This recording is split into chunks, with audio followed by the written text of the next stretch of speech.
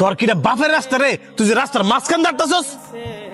ভাই সরি, আমি বুঝতে পারি নাই, কারণ এই রোডে তো সবসময় গাড়ি আসে না।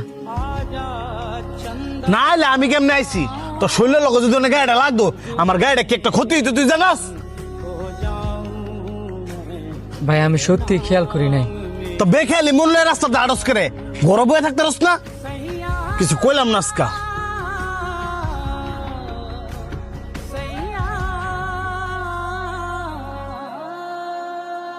বন্ধু, ওই লোকটা লগে না তোর খারাপ ব্যবহার করাটা উচিত হয় নাই। আমিও তোরে সেম কথা কমু, এই লোকটার লগে তোর খারাপ ব্যবহার করা উচিত হয় না। তুই একটা জিনিস খেয়াল করছস, ওই লোকটারে দেখে মনে হইছে ওই লোকটা অনেক পেরেশানিতে আছে। আর মানুষ যদি পেরেশানিতে থাকে একটু বেখেয়ালি হইব, এটাই তো স্বাভাবিক। তোর একটু রাগ বেশি, এটা আমিও মানি। তাই বললে তো সব জায়গার মধ্যে রাগ কাটাবি, এটা কিন্তু মানা যায় না। আর আল্লাহ পাক কিন্তু রাগী মানুষকে পছন্দ করে না। আমি আমার ভুলটা বুঝতাম পারছি, এখন তাইলে আমি কি করবো? কি করবি মানে? ওই লোকটা যদি তোরা মাফ না করে, আল্লাহও তোরা মাফ করতো না। এখন তোর উচিত ওই লোকটার কাছে কি মাফ চাওয়া।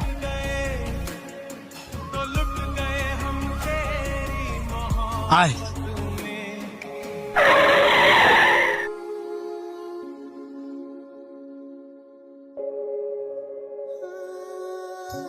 হ্যাঁ, আপনারা আবার আইলেন যে, আমি কি আবার কোনো ভুল করছি? না, আপনি কোনো ভুল করেন নাই। ভুল করছি আমি, অযথা আপনার সাথে খারাপ ব্যবহার কইরা। আপনার দোষ না থাকা সত্ত্বেও আপনার গায়ে হাত তুললা।